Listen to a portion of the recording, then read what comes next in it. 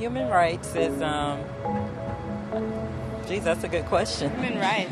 Well, that's a tough one. Wow.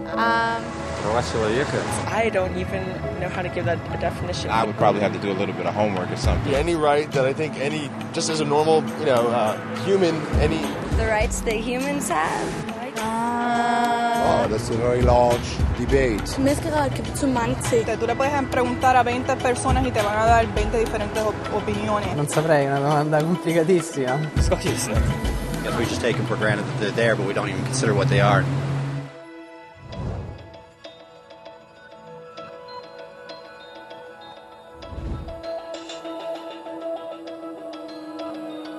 Los derechos humanos son los derechos que simplemente tienes por el hecho de ser humano. Es la forma en que instintivamente esperas que se te trate y el trato que mereces como persona, como el derecho a vivir en libertad, a expresar tus pensamientos y a ser tratado con igualdad. Hay muchos tipos de derechos. La mayoría es aplicable a ciertos grupos. Pero los derechos humanos son los únicos que corresponden absolutamente a todos, en todas partes. Significa niños, personas mayores, gente pobre, basquetbolistas, recolectores de basura, cantantes de rap, maestros africanos, indios, albanos, cristianos, musulmanes, cabalistas, ateos, tu mamá, tu papá, el vecino y tú mismo. Todos tienen exactamente los mismos derechos humanos. En otras palabras, son universales. Pero la pregunta sigue en pie. ¿Qué son? Name the human rights? What the human rights are?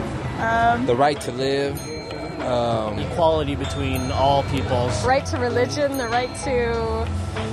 Is there supposed to be a list somewhere I should be aware of? De acuerdo con las Naciones Unidas, hay un total de 30 derechos humanos que generalmente se agrupan y sencillamente se llaman derechos humanos.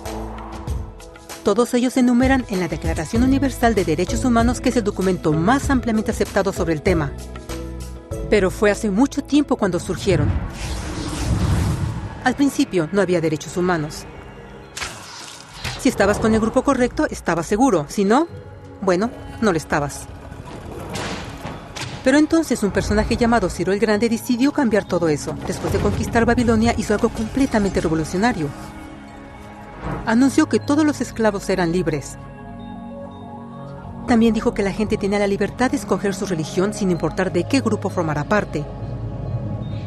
Documentaron sus palabras en una lápida de barro conocida como el Cilindro de Ciro, y así nacieron los derechos humanos. La idea se extendió rápidamente a Grecia, la India y finalmente a Roma. Se dieron cuenta que las personas siguen naturalmente ciertas leyes, aun si no se les pedía. Llamaron a esto ley natural, pero siguió siendo pisoteada por los que tenían el poder. No fue sino hasta 1000 años después, en Inglaterra, donde finalmente lograron que el rey aceptara que nadie podía invalidar los derechos de las personas, ni siquiera el rey.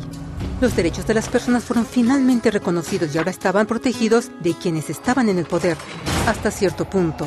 Aún se necesitó que un grupo de rebeldes británicos declararan su independencia antes de que el rey aceptara que todos los hombres fueron creados iguales. No es que le gustara la idea, pero no los pudo detener, y así nacieron los Estados Unidos. Los franceses siguieron inmediatamente con su propia revolución por sus propios derechos. Su lista era más larga e insistieron en que esos derechos no solo se habían ideado, sino que eran naturales. El concepto romano de ley natural se había convertido en derechos naturales.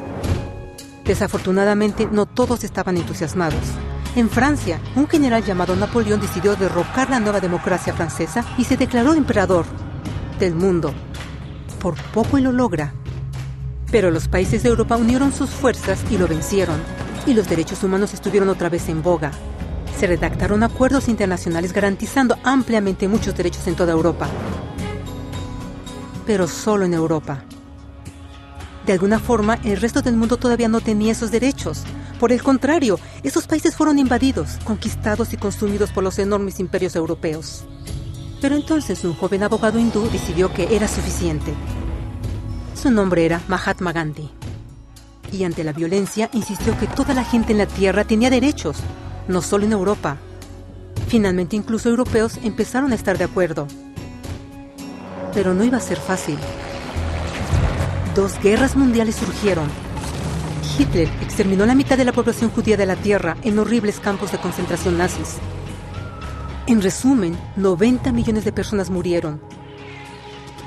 Los derechos humanos nunca habían estado tan terriblemente cerca de la extinción. Y el mundo nunca había estado tan desesperado por un cambio. Así los países se unieron y formaron las Naciones Unidas. Su propósito básico era reafirmar la fe en los derechos humanos fundamentales, en la dignidad y el valor del humano. Pero, ¿qué son los derechos humanos? ¿Eran las proclamaciones de Ciro, las leyes naturales de Roma, las declaraciones de Francia? Todos parecen tener una idea un tanto diferente de lo que los derechos humanos deben ser. Pero bajo la supervisión de Eleanor Roosevelt, finalmente estuvieron de acuerdo en un grupo de derechos para todos absolutamente. La Declaración Universal de Derechos Humanos. El concepto francés de derechos naturales se había convertido finalmente en derechos humanos. Así, en resumen, primero solo unas cuantas personas con suerte tenían algunos derechos, hasta que una de estas personas decidió, oye, otras personas también deberían tener algunos derechos, lo cual fue grandioso, excepto que no todos estuvieron de acuerdo, y solo costó unos cuantos miles de años de lucha, declaraciones y más lucha hasta que todos finalmente aceptaron que los derechos humanos deberían ser para todos, y vivieron felices por siempre. Excepto por un pequeño problema. Si la gente tiene el derecho a alimentación y cobijo, ¿por qué 16,000 niños están muriendo de hambre cada día? ¿Uno cada 5 segundos? Si la gente tiene libertad de expresión, ¿por qué miles están en prisión por expresar sus ideas? Si la gente tiene derecho a la educación, ¿por qué más de 1,000 millones de adultos son incapaces de leer? Si la esclavitud ha sido abolida realmente, ¿por qué 27 millones de personas viven hoy en esclavitud? ¿Más del doble que en 1800? El hecho es que cuando se firmó la Declaración Universal de Derechos Humanos, no tenía la fuerza de la ley. Era opcional. Y a pesar de muchísimos documentos, convenciones, tratados y leyes, no eran más que palabras en papel. Así que la cuestión es, ¿quién hará que esas palabras sean una realidad?